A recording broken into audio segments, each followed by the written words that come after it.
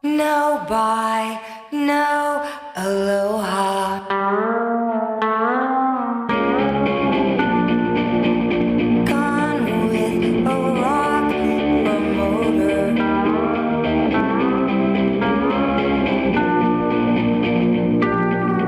Originally, I wanted to have you on to talk about that. What was it? It was around April, and there was the something happening in space, and you were telling me about.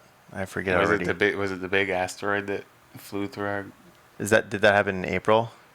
I think so. It's either the big asteroid or the black hole thing. I think maybe it was the black hole thing. I think Maybe the that's black exactly hole what it was was. April, but I think yeah, like 6 months before that was the big asteroid that came from interstellar space into our galaxy, which was pretty neat too. How big of an asteroid? It actually wasn't a big asteroid, but the whole thing was that it was something from outside of our. It was something from outside of our own galaxy. So Oh, really? yeah, so from interstellar space, so from out there in the stars. How far are we from the edge of our galaxy? That's a very good question. We're really far. I know the Voyager probes, they've actually gone out past, or one of them has gone out past the edge of our galaxy. From what I understand, it's basically pointless once And you get out of this galaxy, right? Like you'll never get to anything else. is essentially, unless something weird happens, like you never know what happens in space. Like not a lot Yeah, of us have been out there and like sure. roaming around. Maybe Yeah, there like like, could be rogue some things Star Trek floating shit around. happens. Yeah, some Star Trek shit happens. Like the Borg, you run into the Borg and you get assimilated. I don't know. Like who knows?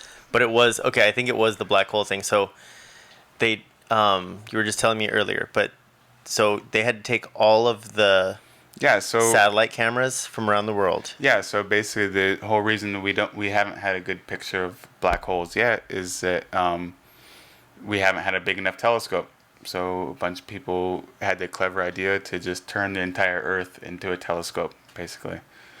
And so they collected all of their data from all they had, I think, 8 observatories, all collecting data for a couple years, and they all mailed it to one central location. Physically mailed it. Physically mailed it. They called it SneakerNet, so that was the name of their network that sophisticatedly got their information across. Was someone flying on a plane with a bunch of hard drives. Shoot. That's how they got it there.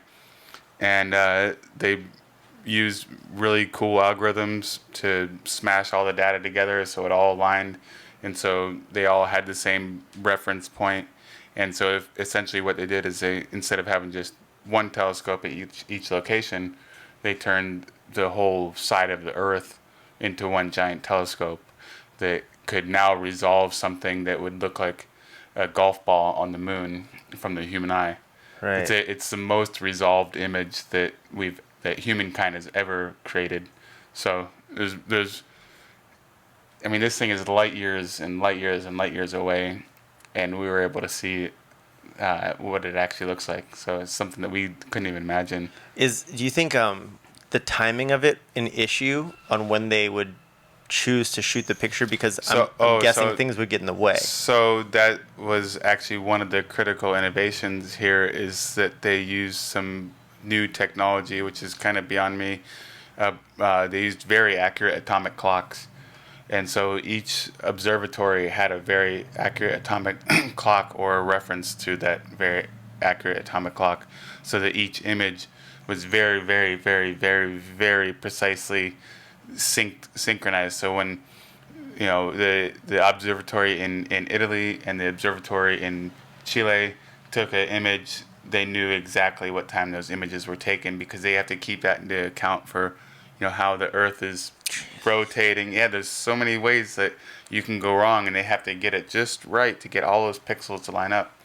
And it's just it's amazing. It looks like a red circle. I mean, Well, so that's the accretion disk is what you're looking at. So the accretion disk is a bunch of just hot ass dust that is falling into this black hole, and it's actually kind of lucky that it was facing the way it was, because if it was facing a different way, it might just look like a band. yeah. Right? And then like, it goes back to the Homer donut thing, but you would just you would just be looking at like the edge of the donut instead of the hole of the donut. Oh, so we it's got kind of really lucky. Yeah, it's kind of yeah, and we actually got even luckier that it wasn't pointing directly at us, because if it was directly at us, the ends of a black hole, they emit gamma rays, these big fucking powerful beams of laser radiation just beaming at beaming out into space. And if a black hole was pointing right at us, we wouldn't be here on Earth, and we wouldn't be talking and doing this Oh, really? podcast right now. And so somehow we got lucky enough that there's not a black hole pointing right the fuck at us. So that's And this is the biggest black hole close to us, right? It's the one that we revolve around. It's not the one that we revolve on. No, this one is out in, I think it's called M37. I think that's the galaxy it's in. So this guy named Messier named all these galaxies. And Oh, it's not even in our own galaxy. no. Oh. So there was, I think they were observing that one also. And Yeah, it seems like it'd be a lot closer. They might release that data, but I think there was additional issues that made it even harder to observe the black hole that our galaxy is centered around than it was to observe one way the hell out there. So I think they kind of cherry picked a little bit. I think they kind of took the lowest hanging fruit. Yeah, makes And sense. maybe they're eventually going to be able to resolve that other black hole, but maybe not. I don't know. What was the purpose, though? Just to get a picture? I mean, there's probably more to it than just that. Maybe not. Maybe just to get. It's science. I mean, it's the pursuit of human knowledge. What is the purpose of a lot of the things that we do? We just pursue human knowledge, and I think that's kind of one of the most beautiful things that the human mind does. Like, everyone's like, oh, my purpose is to get up and go to work, and no, maybe just go out and look at things and see what the hell's going on. Gives us a greater understanding.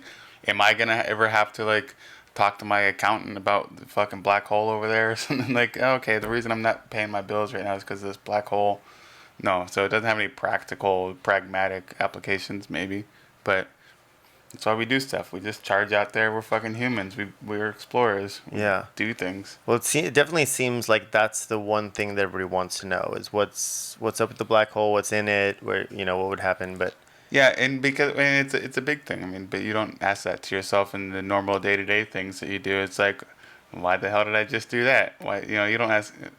Scientists do science for science. It's not necessarily for a thing. I mean, if it was, it would be a little bit tainted because you'd be trying to have some kind of objective and say, I want to get from here to here, but that wouldn't really be science because you're really just trying to prove your own point. Science is really about going out and exploring and just trying to figure out what is really going on here. What is it really? Do you think that you think there's life out there? I would think it is foolish to say that there wasn't life out there. It seems like there must be some other life out there. But do you think there's other intelligent life out there? So my personal opinion on this is that why do we think that this table maybe isn't a piece of intelligent life? Like, who are we to say? Like, you're pretty cocky to say this table is. I mean, it's just sitting there, it's doing a good job. It seems like it's pretty content. Okay, well then. so that's my personal opinion. It's like, how do we know that this abstract matter? Like, why do we just assign ourselves and think that we're the only special ones around here that have some kind of sentience or intelligence? But something that could communicate with us, or I don't know. I mean, there's all the theories of if there was something that much more intelligent than us, why would it even bother with us? Because we're so low. I understand that, but I think the most plausible theory is that we're probably pretty much like really far away from anything else that is even sort of like us. I mean, the infinite so the universe isn't infinite, by the way. And really? we can get back to that in a minute. But yeah, there's ancient Greeks thought about this, and there's a really interesting proof that the universe is not infinite. But I mean, we communicate with ourselves. I find it hard to communicate with my friends sitting right next to me sometimes, or just random people just on the street.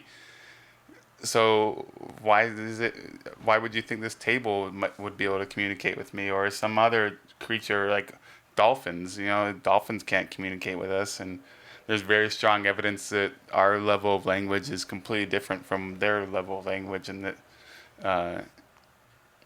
So I don't know what's smart. What is intelligible? I listened to a good Radio Lab episode on a lady who tried to communicate with a dolphin. Did you hear about that one? Mm-mm.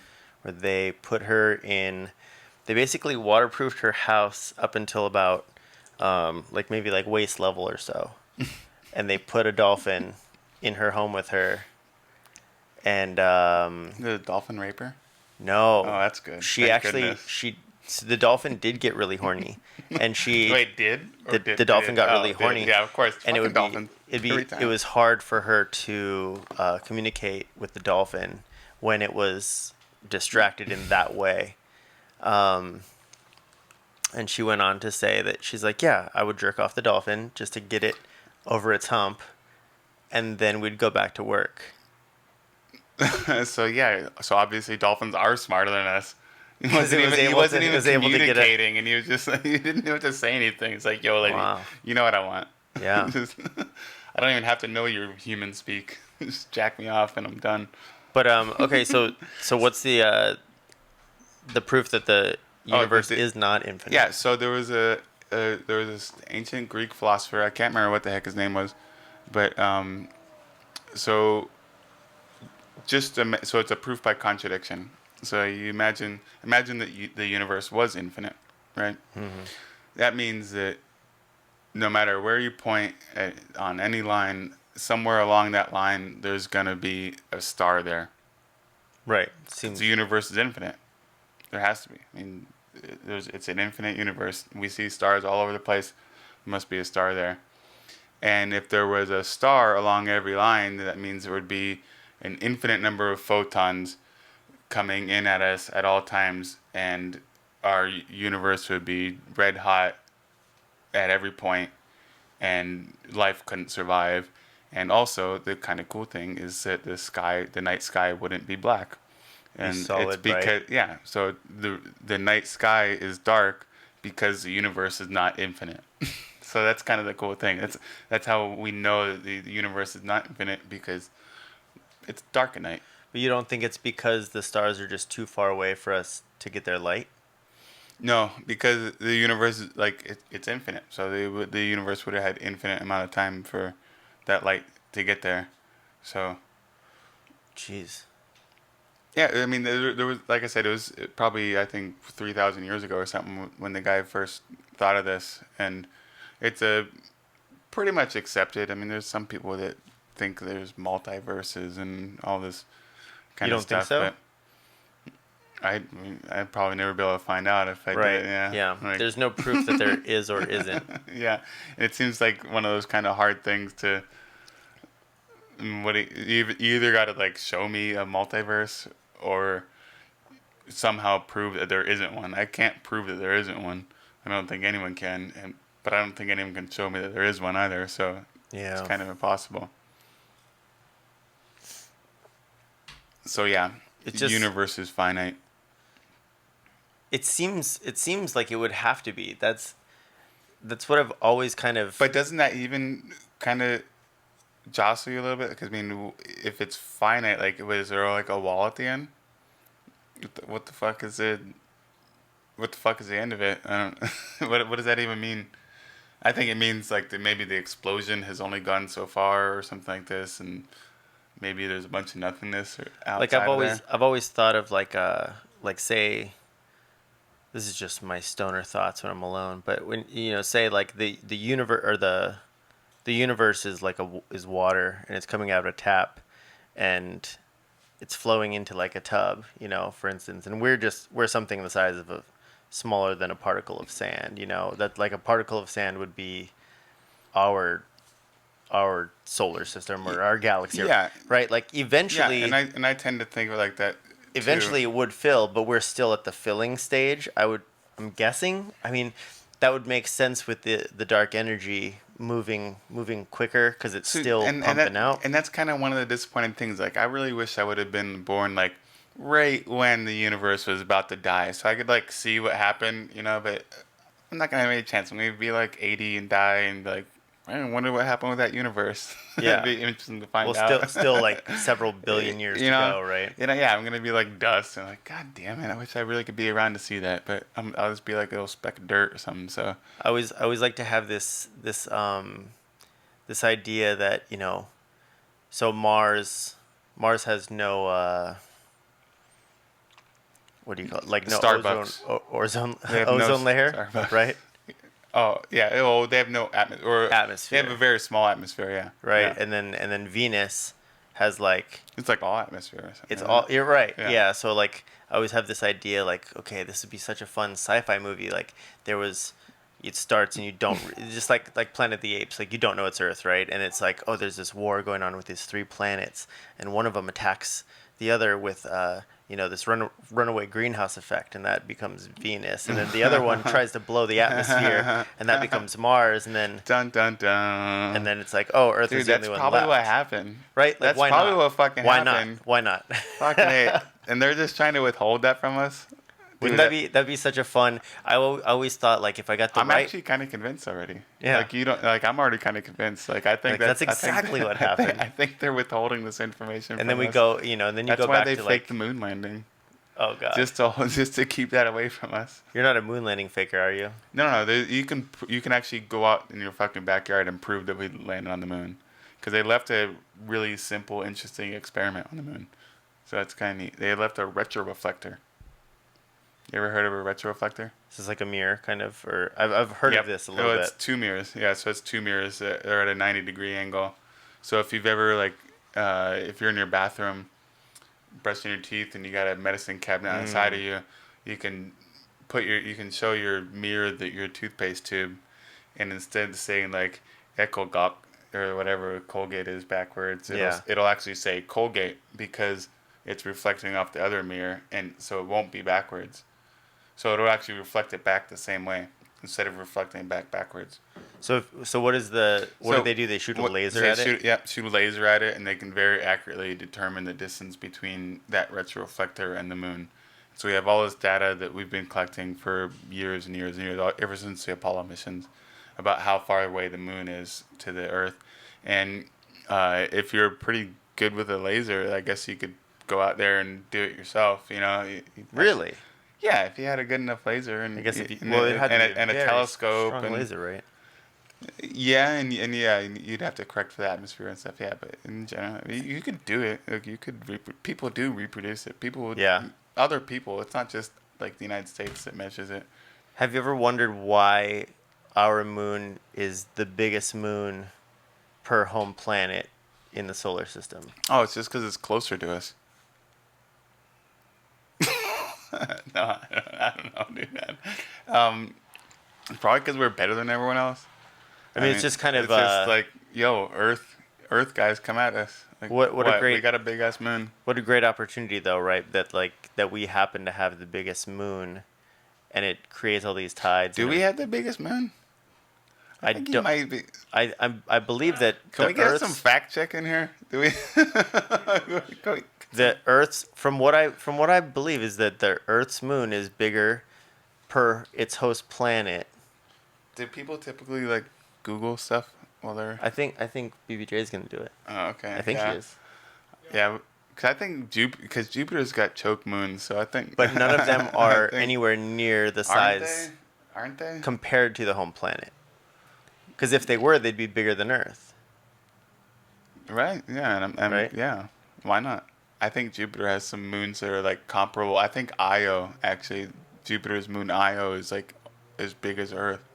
Really? Yeah, I think there's some of like Jupiter's moons that they typically use as like candidates for like, oh, there could be life there, and there's like sci-fi novels about them. Yeah, I think Jupiter has some Earth-sized moons. No, Oh. it says Titan is bigger than Earth's moon. Titan boom, okay. Titan's on Jupiter. Titan is bigger than Earth's moon, but the argument is that our moon is bigger than any other moon in comparison to its host planet. Oh, so the ratio of the ratio. Yeah. I see. That's what. I'm Oh, talking that's about. a whole different story. Sorry, I completely glossed over Which that is part. that's the crazy part.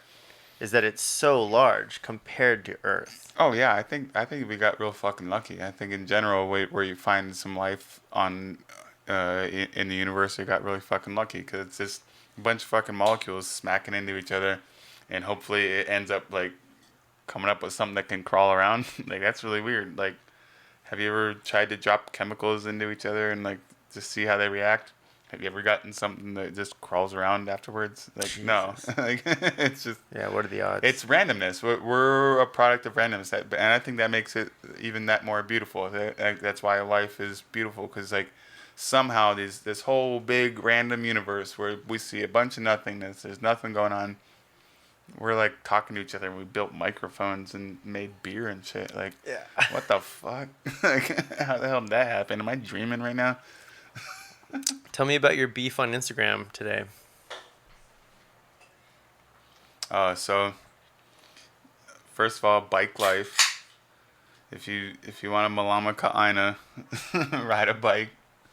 I'm way into the bike life, you know that. Yeah. Yeah, so I mean there was just it was stupid Instagram stuff, but basically I feel very strongly that motorists should care more about bikers and realize that there's an actual person riding on this bike and they probably have a lot of the same goals and aspirations as you do, and treat them as a human. Don't give them some room. It doesn't if you get to work 5 minutes late or something, that's not that big of a deal. But to like almost run people off the road, like people really don't care. I read an article a couple weeks ago where they interviewed a whole lot of people and they gave them this series of questions that are designed to um, uh, kind of tell you what level of humanity you consider a thing. And they asked them all these questions about bikers, and they showed that most motorists feel that bikers are less than human. Yeah, they hate us. Yeah, Big they, time. They hate us, and sure, some of my friends are assholes. I know people that ride like assholes, but Yeah. you know what? I know plenty of people that drive like assholes too, and we all gotta just be out there. We gotta look out for each other, and like just fucking ride on the road, and don't get angry at people. There's no point getting angry. That you're just like taking the bad fucking medicine there if you do that. You know what I mean? It's interesting how much of how much a motorist will scream and yell at you to get out of the road when that indeed is what the law is. Is where that's exactly where you're supposed to be. Is Yeah. right there with the cars. Yeah, and so and that was the thing, and the law is actually. I actually read through it several times today as I'm arguing with the people on Instagram because like that's a productive thing to do. But it's kind of written a little bit vaguely, right? Because it says that if there's a bike lane, you have to stay in the bike lane, unless there's like 4 different cases, and one of them is like if there's like obstacles and things in there, but that doesn't really lead to safe bike riding, because if you just try to stay in the bike lane and you swerve around all these obstacles, you cannot possibly safely signal and say, "Hey, I'm coming into this lane. Let me over before you hit this pothole." You can't signal like that. So that's why it's safer to take one lane. And the roads are plenty big enough. Like we can all. I mean, I was just on Hana Highway. If they can deal with Hana Highway, we can deal with Baratania and and people. And so we just all gotta more like care about everyone a little bit more and like realize we're all people. I like it. I think it's fun, but I do agree. I do think it's fun too. I mean, Yeah. I kind of like pissing the drivers off, and I kind of hope they don't want to drive anymore. I feel like you definitely out here you have to ride it a little bit more aggressively than not. I see people on these beaky bikes, and sometimes I'm just terrified for them because you can tell they just went up to one of those stands, popped a $1.25 or whatever it is, grabbed a beaky, and on their way they went, and it's like Yeah. it can be you definitely have to ride pretty defensively. And that was actually one of the comments that someone made on Instagram. Is like, hey, I know you see all these beaky bike stands popping up, and how, these people have no training on how to properly do things, and they, all these companies just renting bikes. People would just go ride. But you know what? A lot of people don't know how to drive right either, and Yeah. you see a lot of people, and it's the same people. I guarantee the people who get into beaky bikes have licenses, so they know how they're supposed to operate on a road. It's no different. Yeah. It's no different. I feel like it's isn't it in the driving test? There's something about bicycles in the driving test, I believe. Or at least how to signal. Most people I see out there on bikes, they're not signaling. I don't really signal all that much either. Sometimes I'll signal, especially like when I'm right by the cops station. Yeah. That's kind of that's the last thing I think to do actually is signaling. I'm looking more than I'm signaling. Yeah, yeah, exactly. I mean, because you're watching out for yourself. But, watching out for yourself in a way where you're like, okay, I'm going to navigate myself through this situation, and I don't really care what you guys do, because that's what bikers have to do.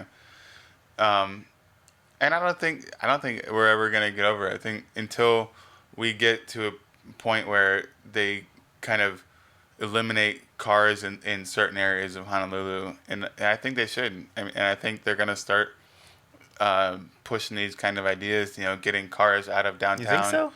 Oh, I mean, yeah. They're off Hotel Street, or they're supposed to be. No, yeah, so they've already had meetings about this whole last mile of the rail, and how they want to try to make it car free, and even maybe start bringing autonomous cars in that kind of just drive around all the time. Whoa. And I think that'd be kind of cool, because now you don't have anything taking up parking. I mean, I hope the robot car doesn't run me over. I at least know it doesn't hate me. It might kill me, but at least I know it doesn't have any bad feelings for me, because robot cars can't have feelings. Yeah. But it's funny, because like I was telling you earlier today, right? Like I got into this kind of thing with a guy on the road the other day, and he's honking at me, and he just held on his horn. And I'm thinking to myself, like, what is it that you're... What are you upset about? You're upset that you maybe almost could have hit me and hurt me, but then now you're mad at me and you want to pull over and fight me. Well, I think that's kind of the thing. Like, I mean, honestly, I'm kind of a person that I tend to not get angry very quickly. But when I used to drive, that was the point where I could get angry. Like At a biker?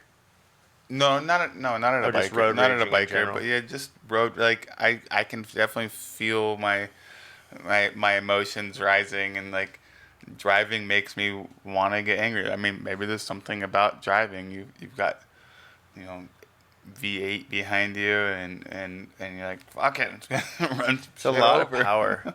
I've actually thought about that quite often. It's kind of crazy. When I was living in LA, I would drive the speed limit. And nobody in LA drives the speed limit. Yeah, and people would just be zooming past me. I was recently in California, and I was on the 405, and what was it, the 101 or something like that? Yeah. And people were gnarly drivers over there, just like, 90 miles an hour. Like, what the hell? It's a very unsafe place to drive, it seems. It seems. Especially when you're down there and you're on the road. But I remember, I lived out there for a couple years, and I would have, in my off time, I would have this big old tour van. It wasn't mine, but I had access to it to get around. And I was like, this is a big old tour van. I'm just going to drive the speed limit. And people just blaze past. And you're like, okay, I need to get over, I think maybe it was just the Hawaii thing, because I remember when I was a kid, one of my buddies goes, okay, we're going to do this experiment, okay? Like one day we're going to drive to work, or we're going to drive from home to work slow. We're going to go the speed limit, and one day we're going to speed and see what the difference is. And I mean, it was minutes. Yeah. We're talking about minutes. Yeah.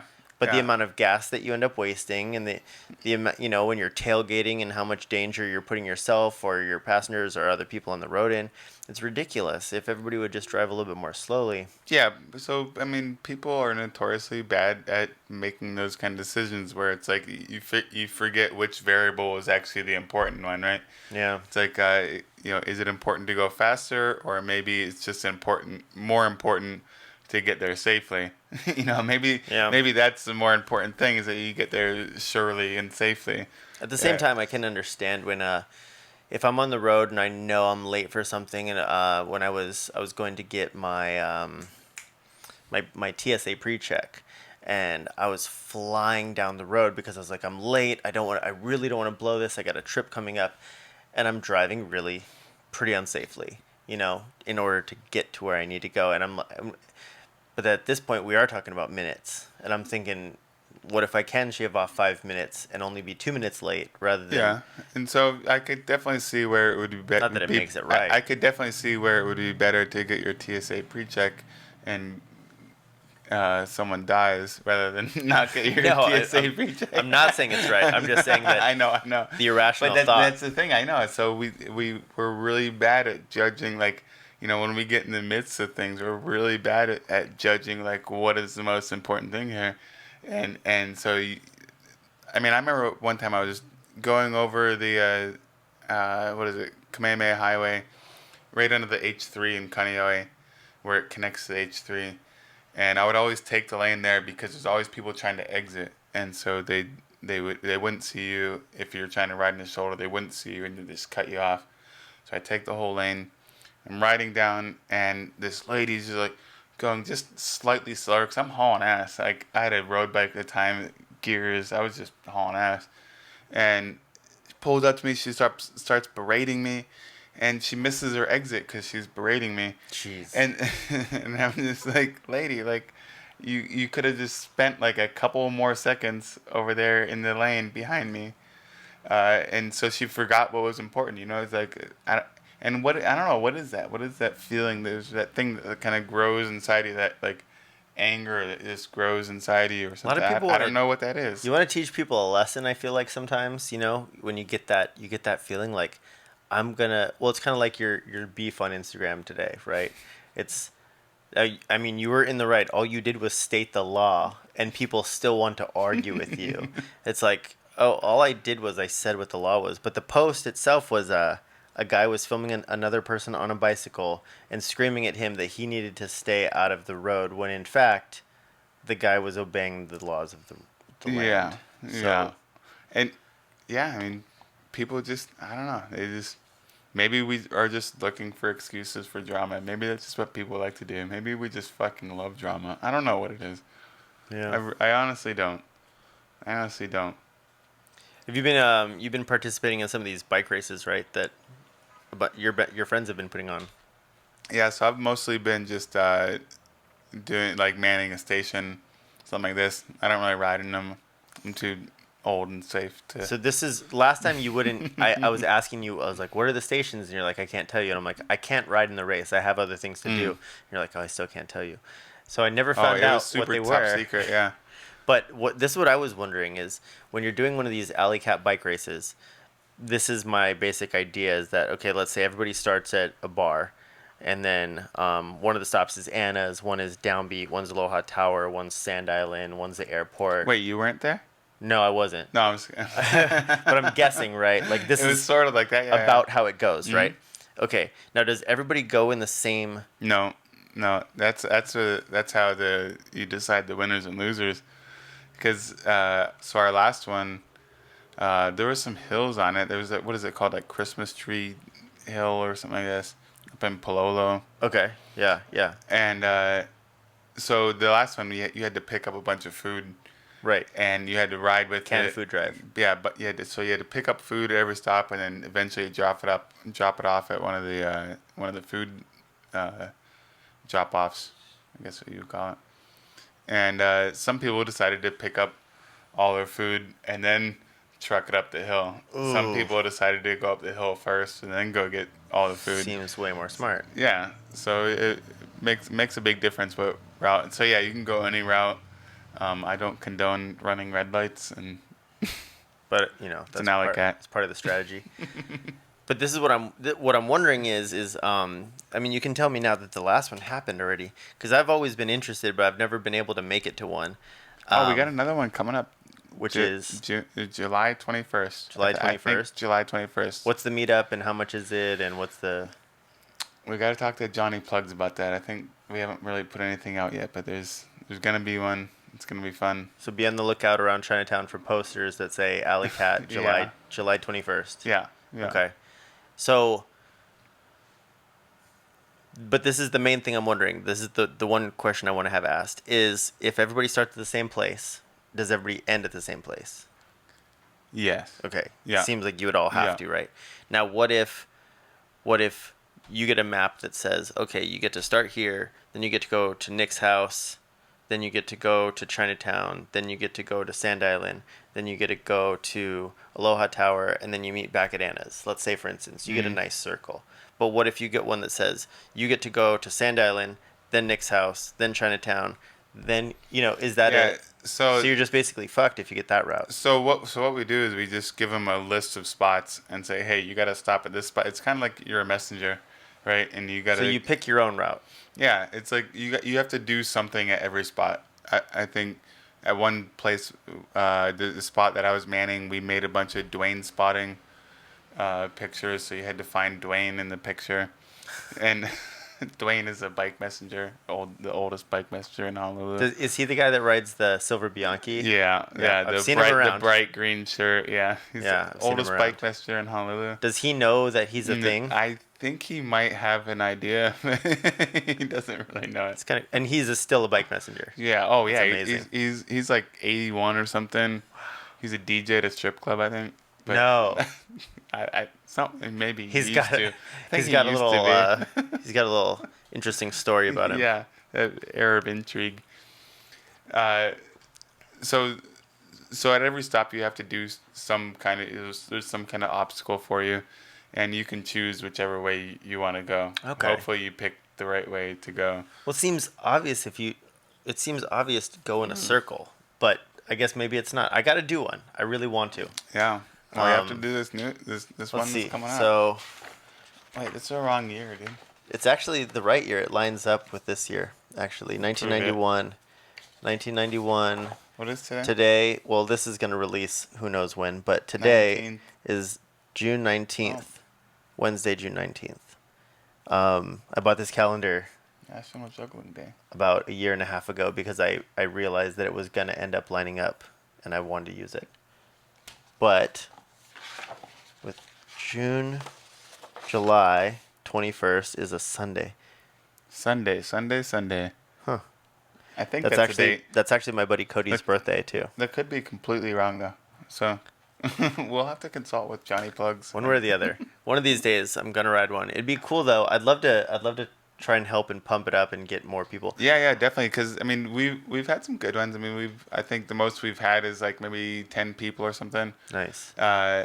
But yeah, we definitely want to get more people, and we always try It's always fun to just take over the road with bicycles. Yeah, exactly. When I had first moved back to Hawaii, my buddy Cody had a bike, and I had never ridden a fixed gear before, and he's like, I got back and I was like, I need a way to get around, I can't afford, I didn't have any money, and I was like, I can't afford to even borrow a car because I couldn't put gas in a car. And he goes, well, you can ride my bike if you want. It's a fixed gear. I don't know if you know anything about that. And I was like, not really, but I mean, a bike's a bike, right? Oh, And- yeah. And I mean, to be fair, it's not that hard. Yeah, It's- but the you first hop on time a- you try to coast, the it's like, first time, oh, whoops. yeah, the first time you ride it, it's a little funky. What's funny though is I don't know if you do this, but I don't go back and forth. So I've only ridden fixed gear for the last, I don't even know, 12, 13, 14 years, whatever. And every once in a while, if I get onto a normal bike, Oh, it feels weird. feels so Yeah, weird. strange. Yeah.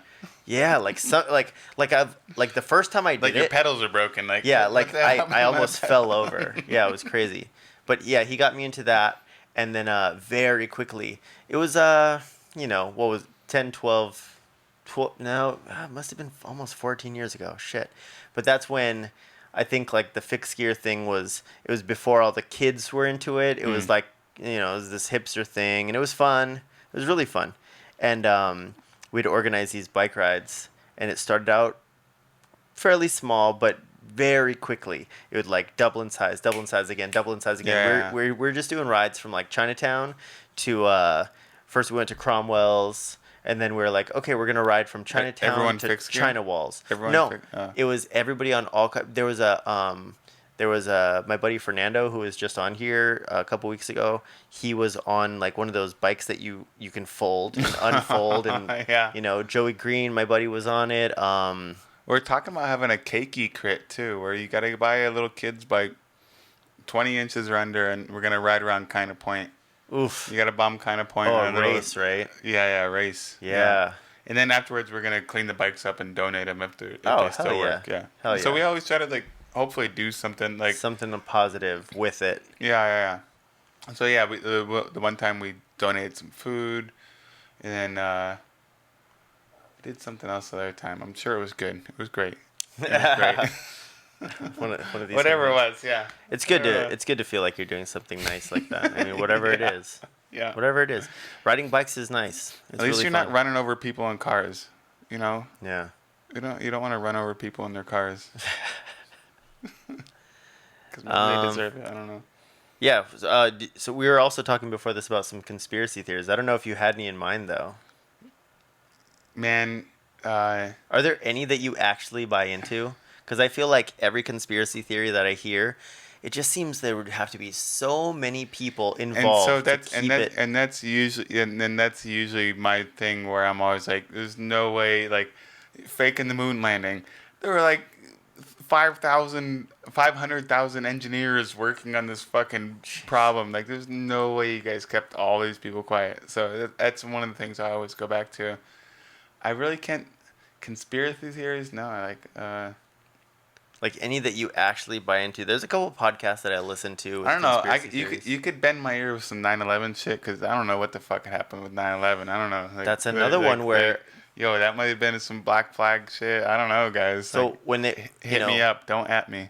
I forget what year it was, but it was fairly recent, and or within proximity to when it happened. And my buddy was like, "Yo, you ever see this movie Loose Change?" And I was like, "No," and I watched it. Do you ever watch it? It's like No. kind of like the conspiracy theory 9/11 one, and it's like absolutely. Oh, maybe I have it was a seen that. conspiracy theory, and here's what's up. I don't think that if that was the case, the people who are behind the conspiracy theory would let that movie happen. Right? Way more They were able to powerful knock than some you. buildings down, but they let this YouTube Yeah. movie come out like no problem. Yeah. And I mean, some of the evidence was that when they went and told George W. Bush about it, he just continued to read a book to his class.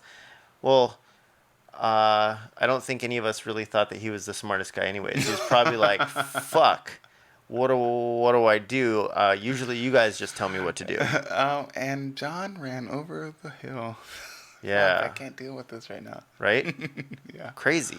But yeah. So I mean, yeah. Are there any that you buy into? Maybe I can dispel your.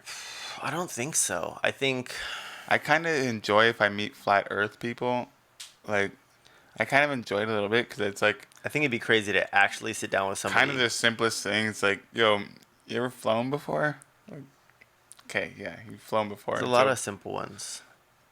Yeah, but I mean, it's simple, but it's weird that so many people believe in this shit. Like, flat Earth people. Like, come on, guys. How long do you think? How many years? Hundreds, thousands of years? Do you think it's going to be before the religions that we have on Earth just become conspiracy theories, or at least myths?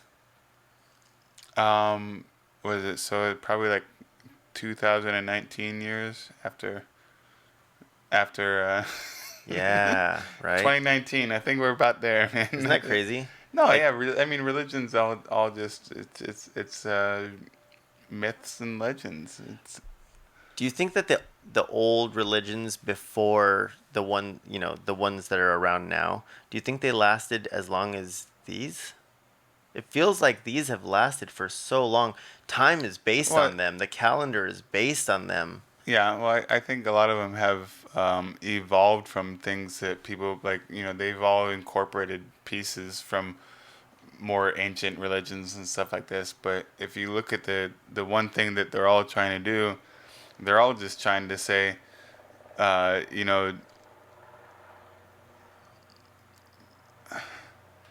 it's hard to say what they're all just trying to say, like, hey guys, we know what's going on after life and death, But and I feel like what they are trying to do is they're just trying to run people. It's just a way to run people.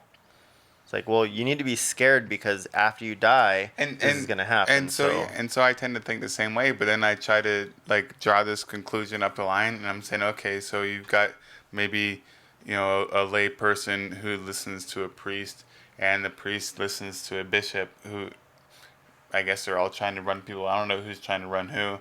And then you get up to the archbishop and then the cardinal, and I don't know who's running the cardinal. Is the pope trying to run the cardinal? Like, who's running the pope then? Like, what the pope must actually like believe in this shit.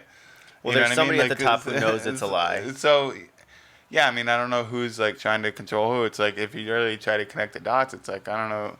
I think we're all just like making up imaginary stories to fucking fill our day.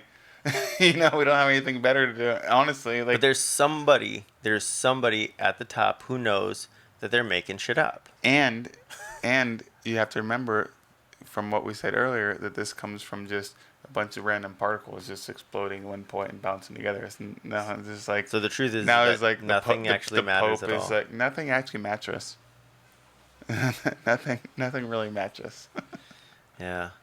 There's something I was just thinking about right before we started talking about this. And then I lost it. Oh, well. Can I talk about one, because we were talking about infinity before. Yeah. And I just wanted to say one thing. So there was this guy named Georg Cantor, and I find him very fascinating. He ended up, he made some theories about infinity, because we were talking about, like, is the universe infinite, right? And, oh, no, the sky is dark, so it's not infinite. Case closed. But Georg Cantor spent a whole bunch of time thinking about infinities, and he ended up committing suicide. He was thinking about it and thinking about it and thinking about it, came up with some really cool ideas, ended up committing suicide. But before he did that, he showed that there are different sizes of infinities. Oh, I've heard about this, actually. Yeah, and so it was really neat. But the thing that kind of drove him crazy and made him off himself is he found two different sizes, and he didn't know if there was a size in between. Oh my God. He was like, okay, I found like this one size of infinity, and I found this other infinity that's bigger than this infinity over here. But is there an infinity in between those two that is that is? And he just kind of went nuts. Do you understand it?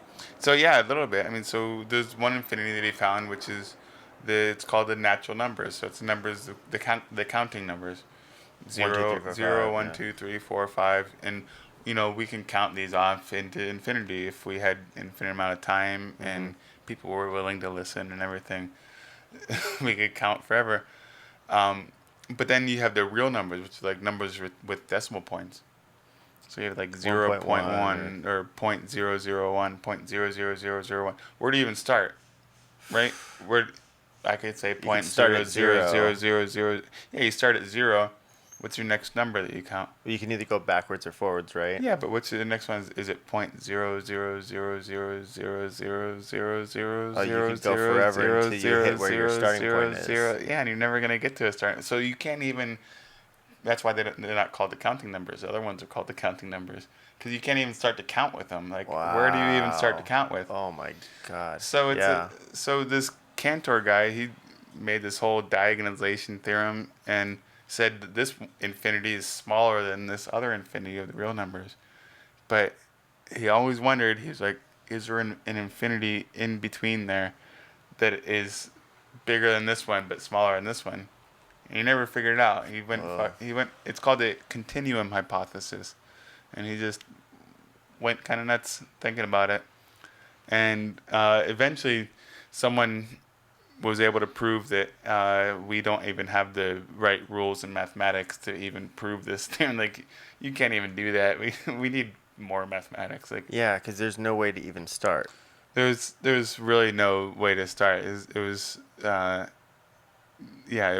actually Bertrand Russell and some other people that showed that no, and I think can't remember the other guy's name, but they proved that it's kind of a futile question to ask because we don't even have the right rules to even ask that question in mathematics. But unfortunately, Cantor couldn't settle for that. He didn't make it long enough to realize that. So he offed himself. So are those are the only two infinities? No.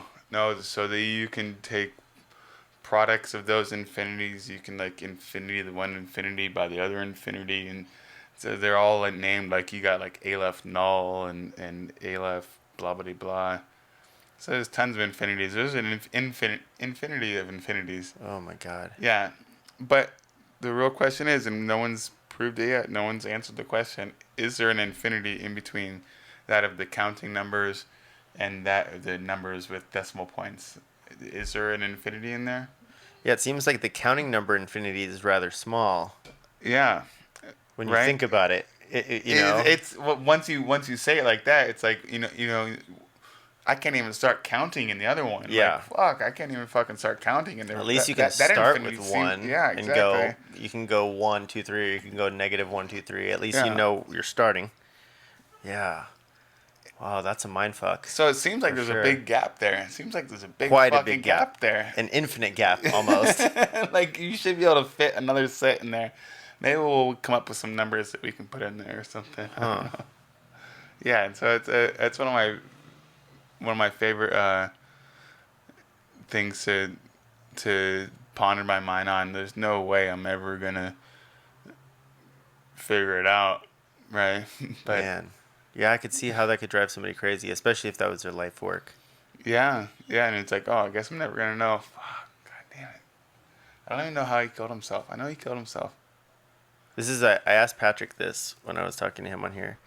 If you could have one thing, I mean, this is kind of like, don't ask for more wishes, blah blah blah. You just get this one thing, whatever it is, and you could not be refused. What would that thing be? Because I know what mine is. And it's not. I don't even think mine's that crazy, although it's extremely crazy. But I can tell you mine first if you want. That way you can think about what Sure, yours is. that's If I could have anything, I'd say, I'd come up with a certain amount of minutes, maybe 5, maybe 2.5, a small amount of minutes that I would know everything that there is to know. Because you'd go crazy. Oh, man, you'd go crazy. that is like a classic case of like be careful what you ask for Right. thing. Yeah. Yeah, so hopefully it wouldn't backfire too hard on me. Oh no, it'd be the classic case of backfiring. It would I'd just kill myself backfire. Oh, yeah. before the 2 minutes Yeah. was up or something. Or you would hope you were dead at that point, but you would probably. Yeah. Maybe I need to refine it. Maybe I need to refine it down to I want to know everything, any question I ask. That way I could say, Why in the hell would you ask it then? Because then I would say, If how you old's the already know. universe? Then I would say, I know, but why would you even ask it if you knew already? or if I could Like, just have what do you- 5 minutes of questions, and at every question I asked, I would get a definite answer for sure. Where, Oh, really? that'd be fun. 5 minutes of question and answer time. Yeah, How old's the universe? When's it gonna So end? I have mine already, but Okay. I just want to discuss yours a little bit more, just because I think that is like this definitely like textbook case of like be careful what you ask for things. Sure. Because like as soon as you, you understand everything about everything, like Maybe I could figure out how you to would live not. longer. Is that maybe you would figure out that that's not what you want to do? Maybe you would figure out it's like fuck, life is bullshit, and like, Yeah. why it's like Yeah. it probably wouldn't look anything like what you know already. You would probably just I would be some crazy fucking drug trip. yeah. I don't know if you would want to know that. I think it's still And what also, I I think don't it's still even what I know- want though. Hopefully, one of these I'll convince you otherwise. So honestly, I just kind of want a farm where I can just like read and just do like concentrate on my own thing all the time. You could have that. Yeah, I know. That's the one thing you would ask for in this world. If you couldn't be refused, you'd say, "I just want a farm." I think you could have that. Like you could probably have that tomorrow. Tomorrow? No, I guarantee I can have it tomorrow. No one's gonna give me a farm tomorrow. Oh, for free without you paying Well, for it. no, I'm saying a farm somewhere, but it's not gonna happen tomorrow. There's no way You I'm can gonna buy a farm tomorrow. Not tomorrow. That's kind of quick notice. Like You call could buy someone up, like, yo, can I have your farm like right now? Like, let me get. There's this lots thing. of land on the Big Island. Anyway, yeah, some volcanic land. You got volcanoes So coming now at you're your getting back door. specific. So yeah, a little bit, but honestly, I think the point that I was getting to, though, was just like as much time as I want to just kind of kick it and read books and think. You wouldn't get bored out of your mind? No, not at all. Damn. Well, I Not- guess not at all. you 'Cause could there's travel more if you wanted books. to. Yeah, or- there's more books. Like, you know how many books are out there? Dude, there's so many books. as long as you got enough pairs of glasses. Yeah, it's the whole Right. like Twilight fucking Zone. yeah. Yeah. Sitting on the That's what you stairs. see. That's what you're setting yourself up for. You didn't ask for infinite pairs of glasses to go with your books, so you're fucked too, bud. So I should just ask for all the Braille books, just in case. You know how to read Braille? Not yet. You'd have time to But teach yourself. Yeah, I have You'd plenty have of time. I have plenty of time. Yeah, that's not bad. I don't know. I I think there's a reason why we are never given all the things that we want. Because we would ask for dumb shit like the things that we just asked for. Yeah, just to know everything for a couple seconds, for a couple minutes, and it kind of doesn't matter because it definitely doesn't matter at all. You can't do anything about it, and you're just about to die. For me, in my situation, anyway. You're just about to die? Sorry to hear that, I wouldn't. No. I wouldn't want to. I was like, man, that's the first I'm learning. Oh, here's another good one. This is another thing. If you found out you only had a few months to live, 3 months, 6 months to live, what would you do? I'd go live on a farm and read a bunch. Damn. So you wouldn't go. You wouldn't try to get treatment. You just be like, oh, I'll just live it out on a farm. Yeah, I think I just watched a movie about this recently. And I was like, and the guy just didn't really want to do anything. Oh, it was like a Johnny Depp movie. Have you seen this movie? The Professor. That's what it was. The Professor. Yeah, and I was like, the guy, he didn't want, he was like, no, fuck this. I don't want to get any treatment. He's just like, I want to just like move away. And I'm like, yeah, I kind of agree with you, Johnny Depp. Like, just go do that shit. And he seemed like he had a good time until he died. Yeah. I think he died. I'd just travel. That's it. Well, the thing is, like, no matter where you go, here you are. So it's like, I would want to take a little bit of time to get used to the way things are here and like who I am and come to terms with that before, and you go off travel and sure, you're looking at a whole bunch of other stuff, but are you coming to terms with the things that are happening inside you right now, or are you just distracting yourself? Probably just distracting. Yeah, Just maybe trying to that's kill the good. time up before I die. Yeah. I've only got 6 months at this I point. mean, if in you- this hypothetical I situation. mean, if you look at it, I mean, we're all kind of doing that at some point. I mean, For sure. I'm pretty sure, like, we're all gonna die.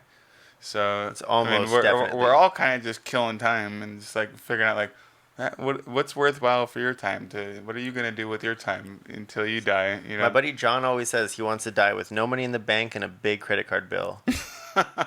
And I agree. I think it's a gamble. I'm trying to save a bunch of money now so that eventually when I find out I'm going to die, I can blow it all.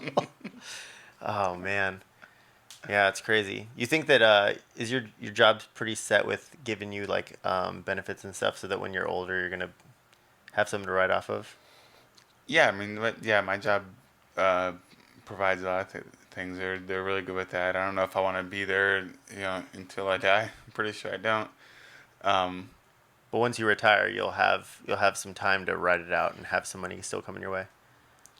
Hopefully. I'll have none. Hopefully. I'll have I'm none at all. terrible. I'm terrible with money. So Really? that's one thing. Yeah. Oh yeah. I'm not. Why is that? Horrible with money. Oh, that's a whole other podcast. Like, just not good with money. Like because I don't see the value in it. I see the value in our time and things like this. And So you just blow all your money when you get it? I don't Is that the problem? blow it all necessarily. Yeah, pretty much. I mean, and I don't make a crazy ton of money. We live in Hawaii, Yeah. so I'm not that much different. Even though they got me doing all the sophisticated things over here, I'm not that much different from All the rest of us. Yeah, your Yeah. situation. Yeah. I don't know. I have a funny relationship with money. I was terrified of money when I was a kid. And it wasn't until it must have been roughly, I feel like everything was 10 years ago for me. Everything was just about 10 years ago. 10 years ago. And So, but realistically, probably about 7 years ago, ish, I bought the first biggest thing I had ever bought in my life, and it was a motorcycle for $3,000. And my buddy, who was my roommate at the time, he was like, "If you want to get this motorcycle, I'll loan you some money, and I'll help you, and you can pay me back." And I was terrified. It was $3,000, but I paid him off $500 at a time for 6 months, and I was like, "Whoa, I did it! That was crazy." Yeah. And then it like blew my mind that I could actually do that. And ever since then, my relationship has been completely different. I don't. Yeah, I Not mean, like I think a lot of it has to do with the way that I grew up. I grew up in a very kind of, I mean, we're like poor middle class, right? And lived in the ghetto, and I just saw my parents' finances kind of going to hell, and so that kind of, like you said, you had a fear of money. I think that's where I got my fear of money, and I don't really, I can really kind of ignore the fear of money for the most part, you know. But you As go on long your as I- trips and you yeah, do stuff. You yeah, know? no. As long as I keep working and I'm not too crazy and stuff. But yeah, it's fuck money. Yeah. Fuck money, dude. Like, Yeah. I I've mean, gotten you to know a what? po- Money is just a symbol of trust between us. Right. That's what money is. So. That's the thing that I think of too. Is like it was a few years back when there was some there was one of these tsunamis, but this is one that people took seriously because I feel like the last few tsunami scares, everybody's like, yeah, all right, wake me up tomorrow. It's not actually happening, whatever. But this is one that it seemed like a lot of people were taking seriously. And I thought to myself, I better grab my money. And then I was like, well, shit. I also thought about this with the missile scare, right? I thought, it doesn't matter. If you have paper money, nobody's going to care about that. You could go and be like, hey, I got all this money. And they'd be like, oh, you want a bottle of water? I don't know, like $1,000. Who cares? Because yeah. we are now living in a different way. And I think, I had a couple buddies that disagreed very hardly with me. And I said, no, I think this is exactly how it would be. I think living in Hawaii in a state of emergency like that, it would be very, very, it would have a very Armageddon feel to it, because there's food's coming, but you're going to know how long it's going to take to get here. And like, it's not going to be here tomorrow. It's not going to be here in a couple days. You got to get what you have now. Oh, that person next door has food and I have a gun. I'm going to go get that food. Yeah. And I even talked to a couple of buddies I was like, well, you have kids. What would you do? Like, and they're like, I would do anything to feed my kids. And I'm like, exactly. People are crazy. Yeah, I was in 4 hurricanes in 1 year in Florida, and at one point we were without power for 2 weeks. The gas stations don't have power, so you can't go get gas anywhere. You have to drive, 100 miles away to go get gas, but you don't By have the time you get back, you don't have any have gas. gas to go drive all the way over Jeez. there, so it doesn't even make sense. And yeah, it was really just community coming together, and I really think people forget a lot about that. Like we've kind of gone away from our social communities where we help each other out. Yeah. Goes back to the biking and the driving thing. Maybe it's the whole cause of it. Maybe bikes and cars caused everything. So But, you're saying that people were actually down to help each other out. yeah. People would be like, "Hey, you need some of this gas from my car? Like, just come suck it out yourself, and you can use the gas from my car." Maybe that's just the view I have. Because I we're there think, 2 weeks. Like, it was starting to get dystopian. Like, yeah. 2 weeks with no power. Like, See, I would think people It's would gnarly. be hoarding, because you see how the stores get here when they Well, watch out, hurricane's coming, watch out, tsunami's coming. People start going to the store and hoarding the toilet paper and the bottled water. Yeah. You can't even get a can of Spam. yeah, and it was the same thing. But I mean, once all the stores emptied out and there's no power, People started sharing. you're a lot of times. I mean, you're not gonna. Sure, there's gonna be dickheads who are not gonna share, but from what I experienced, most people were welcoming. And Were you living with your family or no? no, I was living with my girlfriend's family actually. Okay. Yeah. So you kind of had a little bit of a support system. Yeah, definitely. Did they Yeah. back up and get a bunch of stuff and they were ready for it? We were kind of ready for it, but no one was ready for the whole 2 weeks because it was like back to back to back hurricanes that hit us, and like it's like one after the other, and so yeah, we definitely weren't ready for that. Do you feel like people don't ever think that the actual thing is going to happen to them? I Oh, definitely, yeah, and I think that's one of the reasons that makes it so dangerous. Like I remember the last, last year we had that big one that was like Category 5 Yeah, bearing down on looked us, like it was and really everyone's coming. all like, "Oh man, no, don't even bother with that. It's not gonna hit us." Sure, maybe it's not gonna hit us, but you know what? All those four hurricanes that hit us that year were Category 1s. And they If, fucked you up. yeah, Category 5 is, and this is a logarithmic scale. This is not just a linear scale. So a Category 5 is exponentially worse than a Category 1. And so I was like, guys, like you should pay attention to this. Like, Yeah. even if it doesn't hit, like you should definitely pay attention because I feel like Category 1's fucked us up. I know that I kind of go through life this way. I always think, no, it's not gonna. That crazy thing that happens to other people. I don't want to believe this, but I feel like a lot of people go through life as if they're starring in their own movie, and it's like, well, but I'm the star of the movie. Like the star of the movie always makes it through. You know what I mean? And I feel like until you're in that situation, so you were in that situation. Did you before it happened? Because I feel like, of course, you're gonna have a different outlook now than you did back then. But once it did happen, did you think like, oh, this isn't gonna be that bad, or were you like, no, this is really gonna happen? It's really gonna be 2 weeks with no power and possibly food. I was coming from living in Pennsylvania to down to Florida where I'd never experienced So that changed a you. hurricane. Oh yeah, yeah, and Wild, man. yeah. So I'd never been in a situation like that. I mean, at one point we had to go stay at a church. It was actually kind of a funny story. We tried to drive all the way to Orlando, or we drove to Orlando, and we were staying with my girlfriend's aunt, but they were fucking super annoying. They were like the most annoying people. Like, hey, yo, you better have a plate with you when you're eating this cookie over my carpet and God, kind of shit. yeah. And yeah, so they were just really super annoying people. And so they had this like whole family meeting, and I was gracious that they included me in the family meeting and like, hey, you guys want to just get out of here? Let's just go back. I know it's super unsafe and it's like hurricane bearing down These on guys us. are so But these annoying. guys are so annoying. I'm like, yeah, let's go let's go back there.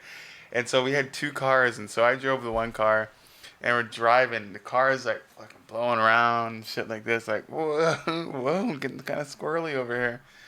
And we went back to their house, boarded everything up, and at one point we're like, oh, we got to go to the church. Like we need to go to the shelter because it started getting crazy. They were like right by the water too, and it just kind of got crazy. So we go to this church, and it's me and my girlfriend. We had this huge bottle of rum. we're in this church, sitting on this alcove, watching the weather, and just like drinking a bottle of rum, chiefing some weed at the church. Like, thank Jesus that we're out of that. Damn. There is something, although horrible, there's something kind of just so fun about those times. Yeah, My view on it, obviously. because I've always lived and I've never actually died. had the worst thing happen to Yeah. me. But I remember, '89, I was in Oakland for the big earthquakes, and it was crazy. But I still feel like in those gnarly times, it's when your family all comes together. Yeah. When there's a hurricane coming or a tsunami, we'd all go up to whoever's house was the highest on the hill, and you'd have this big party. And a lot of times, everybody is Yeah. like, "Well, this is the beer and the alcohol that I have at home. I'm gonna bring it, and we're all Yep. gonna have this." It's always been a really fun time, Yeah, I think my first tsunami, or one of my first tsunami experiences was when I lived in Haula. And Oh God, you could really get it there. oh yeah, but they have Howler Loop trails, so if you can just go up to the top of the trail and you're like way up there on the mountain. Okay, cool. And you can just watch the whole thing. It's like, hopefully you're not just watch it all go down, but we go up there and the whole neighborhood is up there, and everyone had like 30 rack and a couple Yeah. bottles, bunch of weed, and so we just chilled up there and like, all right, I hope the world doesn't end right now. Yeah, Just waiting for it Because to if it come. does, we're all gonna have gnarly hangovers and no water. Yeah. Probably no one had water. We had to drink some leptospirosis water from the creek. How long have you been in Hawaii? 10 years now. Did you start here with the military or no? Yeah. So I got here in 2009, and pretty much because when I was in Florida, the Navy stopped using the airplanes that I worked on, and so they said, "Hey, what else do you want to do?" And I said, "Okay, this one doesn't land on a boat, and it's on a tropical island, so just send me over there." That's when I moved back. Was 2009 as well. Oh, really? September. Oh, nice. Moved back from where? I was touring, playing music, Oh, okay. and I was gone for about 3 years. But yeah, that's when I moved back too. So we both hit back at the same time. Yeah. When did you start hanging out in Chinatown? Probably after I got out of the Navy, mostly. Yeah. So like 2012. Yeah, 2012 when I started going to HPU. So I was going to HPU, started hanging out, and I remember one time I actually went into proof, and I was just Before it was proof, right? Back then it would have been Mercury. oh maybe no I don't I think it might have been proof. Couldn't have been. Emily was working there. In 2012? Yeah. Maybe. Fuck, maybe. Yeah, I know it's old, dude. It's old. Ay. And Has so it been around that long? It couldn't have been. so so I'm there Can you, trying to do John? my, Can you look up how long proof has been around? Is that even something we can look I up think right now? I think it's accurate. I want to say it's only been around for like 5-6 years. But anyway, carry on. I went in there and I was trying to do some homework or do some studying, and Emily asked me who I am, and she's like, "Oh, I'm Emily. Where are you from?" I said, "Erie, Pennsylvania." And she says, "Oh, I'm from Erie, Pennsylvania, shit. also." Yeah. Whoa. And then she tells me her name is Emily Urbaniak, and I'm like, "Wait, like the Urbaniaks? Because their family owns a bunch of like they make meat products and things." Yeah. And, Her dad. yeah. And runs so like a I used to butcher work shop or at, something. so I used to work at a deli. Whoa. And so her dad's business was just like right behind our shop, actually. And so we used to get meats from them, and we used to get all their Banyak meats, and I would cut those What a up. trip. Yeah. And I was like, oh, wait, what the hell? So was that the first bar that you became a regular at? Yeah, because all other ones were shutting down too fast. Yeah. You know, Man, there's all these these years places. just got away from you really quick. I guess that's right, but man, that just seems. I know, right? It's 2019 already, dog. It I seems just like thought you just made me think of that because I was thinking like, oh, that was like 4 years ago or something. It feels That was like. totally 7 years ago. Like, yeah. Well, shit, man, that's a trip. I think we can wrap this up, man. Thanks for coming over here. Yeah, I had thanks a for blast having talking to me. you, dude. Do you shake under the mic? We do a little cheers. How about that?